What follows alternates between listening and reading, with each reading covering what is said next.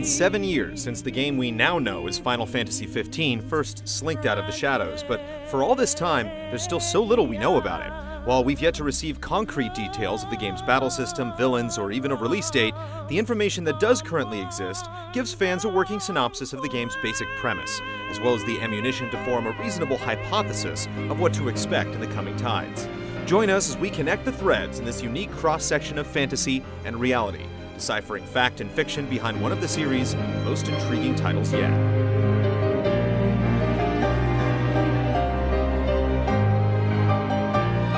According to director Tetsuya Nomura, the darker tone and contemporary setting of Final Fantasy XV is poised to be unlike anything else you've seen from the series thus far. But just like many of the other games that have come before it, this too begins with the tale of a crystal.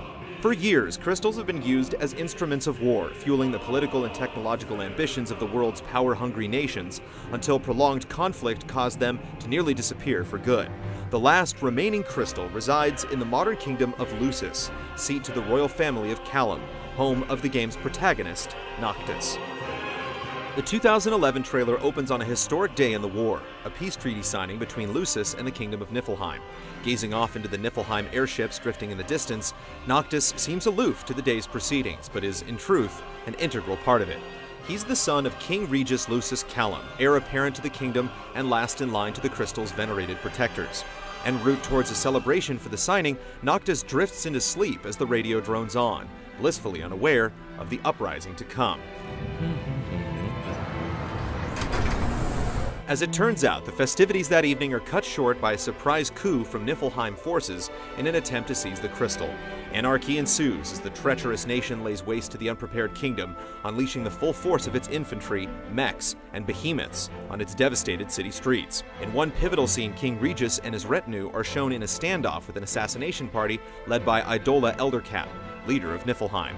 Meanwhile, the action shifts to Noctis as he attempts to mount an escape with his trusted comrades Prompto, Gladiolus, Ignis, and Kor. Amidst all the chaos, the fate of the city, its ruler, and Crystal remains uncertain, but the determined Noctis makes one thing resoundingly clear: vengeance will be served 100-fold. This much is certain from the information officially released by Square, but what follows strays away from established fact. Dabbing into the realm of speculation, several keen observations can be made from putting together the various clues, quotes, and connections teased by each trailer thus far, illuminating several possibilities that conveniently reference the reality and fantasy that this game is aiming for.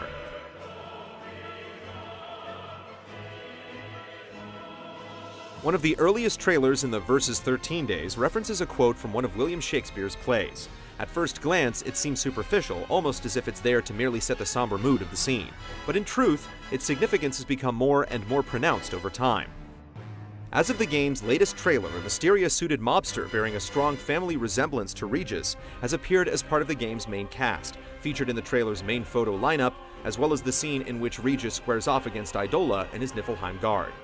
The Shakespeare quote previously in question is from Hamlet, a story about an exiled prince's journey for vengeance against a treacherous uncle that claimed his father's crown for himself.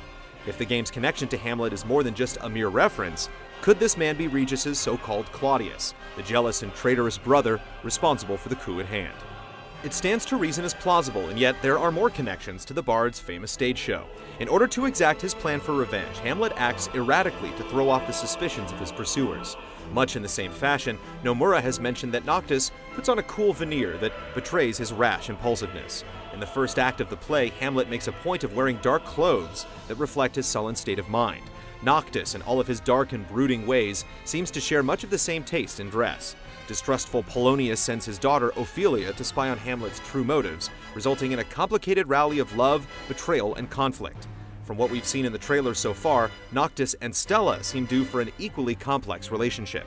Could someone in Noctis's own brotherhood turn out to be a Rosencrantz or Guildenstern in disguise as well? Moreover, there's the fact that Noctis apparently has eyes that, quote, see the light of expiring souls, a supernatural aspect that falls in line with Hamlet's visitation by his ghostly father. It serves as yet another convincing tie to Shakespeare's work, and more importantly, as the foundation to a separate connection entirely. Back to the series itself.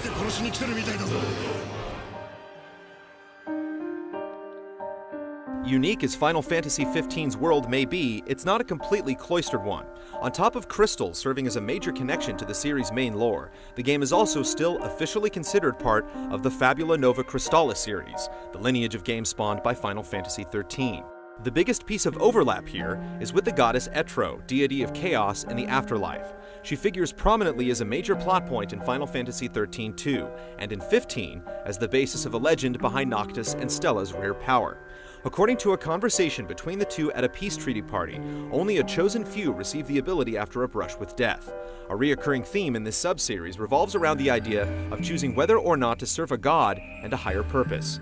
It was the crux of the Lassie conflict in 13, the foundation of Caius Ballard's torment in 13-2, and Lightning's sacred duty in the upcoming Lightning Returns.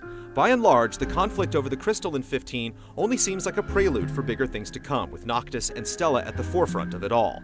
One of the key quotes from the very first trailer says as much: "A lone kingdom fighting to forestall the outer world from imposing its heretic order. The struggle for the final crystal is merely a prologue to the chronicles of a new era." To what end will Noctis and Stella carry out their divine charge? And could these star-crossed lovers be destined for a Shakespearean tragedy of their own? Answers remain as scarce as the trickle of media behind this long elusive game, but for the most part, its basic thrust is visible in plain sight.